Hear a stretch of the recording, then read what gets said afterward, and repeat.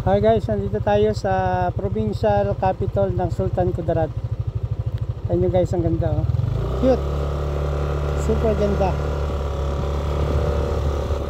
Okay, tignan natin yung harap. Yes, I like it.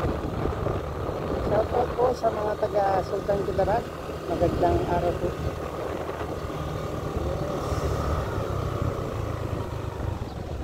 Ganda.